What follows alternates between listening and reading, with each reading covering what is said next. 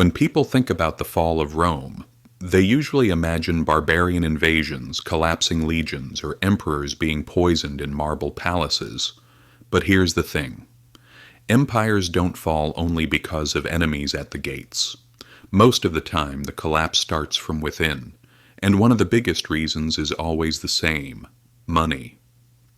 Rome didn't just fall because of corruption or invasions, it fell because its money stopped working, and that lesson still matters today, especially for modern economies that think they can play with money and escape the consequences. Let's go back in time. For centuries, Rome's economy was built on a silver coin called the denarius. It was first minted around 211 BCE and was almost pure silver. Soldiers were paid in denarii, merchants traded with it, and people stored their wealth in it. The denarius wasn't just a coin, it was trust in metal form. As long as people trusted Rome, they trusted its money. But running an empire is expensive. Armies had to be paid, roads and aqueducts built, wars financed. By the 2nd century BCE, Rome was carrying a massive burden defending its borders and suppressing revolts. Taxes weren't enough, so emperors turned to a dangerous but easy solution: debasement, reducing the silver content of the coins. At first it seemed harmless. Under Augustus, the denarius was 95% silver. By Caracalla's time, that dropped to 50%. By Gallienus, less than 5%. The coins looked the same, but they weren't the same, and people noticed. Then inflation exploded. A loaf of bread that once cost 1 coin suddenly cost dozens. Soldiers demanded higher pay. Merchants stopped accepting the cheap coins. People went back to bartering, and as trust declined, emperors printed more money, which made everything worse. It became a vicious cycle: less trust, more printing, more inflation, even less trust. The crisis reached its peak during what historians call the crisis of the 3rd century. From 235 to 284 CE, Rome endured 50 years of chaos, invasions, plagues, civil wars, and economic collapse. Emperors changed so fast that some ruled for only a few months. Behind all the political drama was a broken monetary system. To fix it, Emperor Diocletian tried something drastic. In 301 CE, he issued the edict on maximum prices, setting fixed prices for over 1,000 goods and services. Breaking the law could mean death. Of course it didn't work. When money itself is worthless, you can't fix prices by law. The black market exploded and trade nearly stopped. People quickly learned no law can repair a broken currency. Eventually, Rome abandoned the denarius entirely.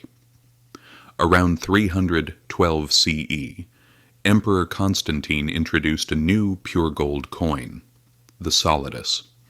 It brought stability for a while in the Eastern Empire, but for the West it was already too late. Rome's economy had been hollowed out. The money was gone, the trust was gone. And once those disappear, collapse is inevitable. So what can we learn from this? Simple.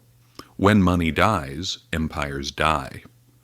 Rome thought it could fool its people with coins that looked the same but had less value.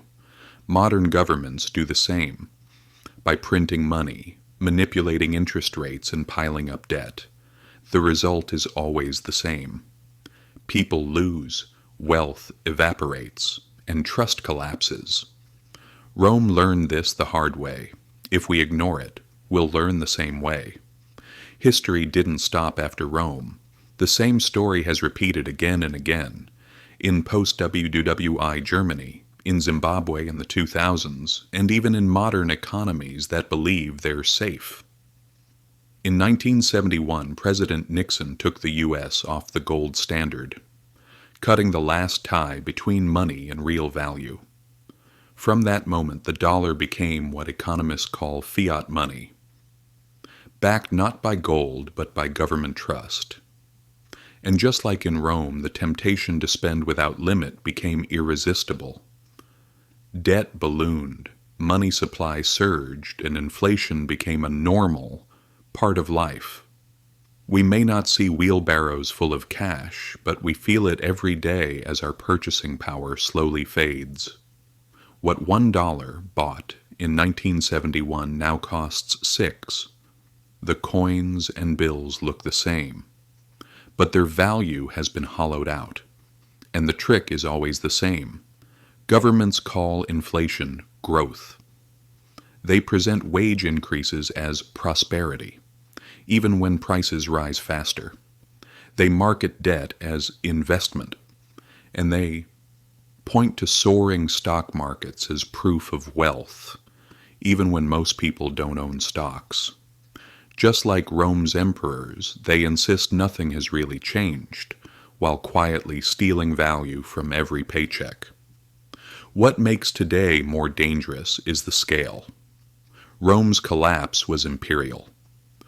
Weimar's was national, Zimbabwe's was local, but today's entire world runs on fiat money and unprecedented debt, and at the first sign of crisis, central banks stand ready to print trillions. That means the next collapse won't hit one nation, it'll hit the whole system. So what can you learn from this?